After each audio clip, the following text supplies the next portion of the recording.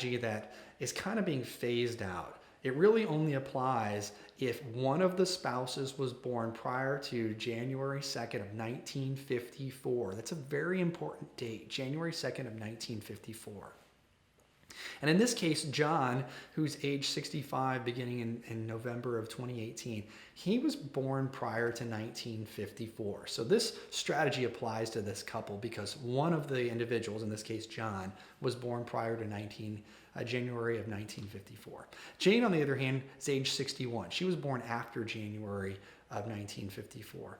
Now, should they both elect their benefits as early as they can, or should they take a more optimal strategy? And we'll explore that. We have to make a couple of assumptions here first. First of all, John's primary insurance amount, that's what PIA stands for. John's primary insurance amount at full retirement age, or FRA, is $2,500. So if John pulled up his green and white statement and it said next to his full retirement age, here's what you're entitled to if you claim at your full retirement age, it would say $2,500. Jane's would say $1,300 on hers. We're going to assume one of them lives to age 86, then one of them passes away, and the survivor continues to receive benefits. The higher of the two benefits transitioning to that surviving spouse for another 4 years. And cumulatively, we're going to look at what their benefits would be over a lifetime. So in this case, if they both claim as early as possible, they both kind of make the same decision that about 80% of the population makes, which is claiming as early as possible or age 62. They would have about $893,000 of government-backed, inflation-adjusted, tax-advantaged income hitting their household, which is nothing to turn your nose up at. It's a pretty significant retirement income source. But if they want to get an additional $132,000 of that very special income hitting their household, they need to know how to make a good claiming option or good claiming decision for their family. Now, what is the strategy that they would imply? Well, we talked about this a little bit ago, that the longer you delay, the better off you are, right? If you wait from age 62 to full retirement age, you don't forfeit any of your benefits. If you wait beyond your full retirement age, you can get a delayed credit of 8% each year that you delay. So waiting makes a lot of sense. But in this case, we're going to have John file a restricted application for spousal benefits at age 66.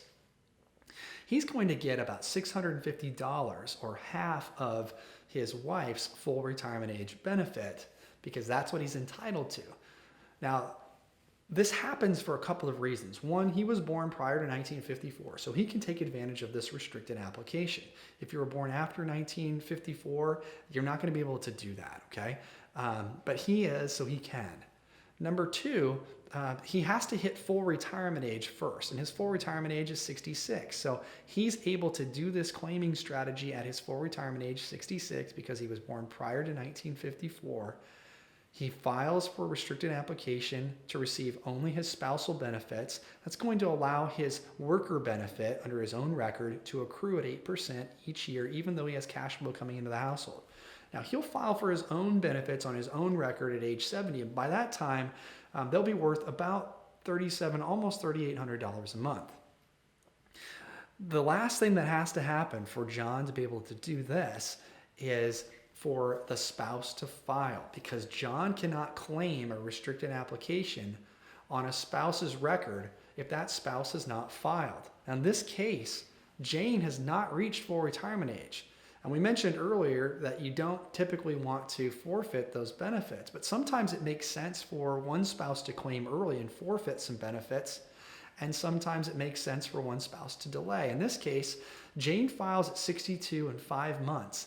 That actually opens up John's ability to file a restricted application and receive that cash flow. So they get the combined cash flow of her benefit at a reduced amount at 62 and 5 months. They get John's spousal benefit coming in because he claimed a restricted application, and then he switches to his at age 70. And that's how they get an optimal income from Social Security for their household.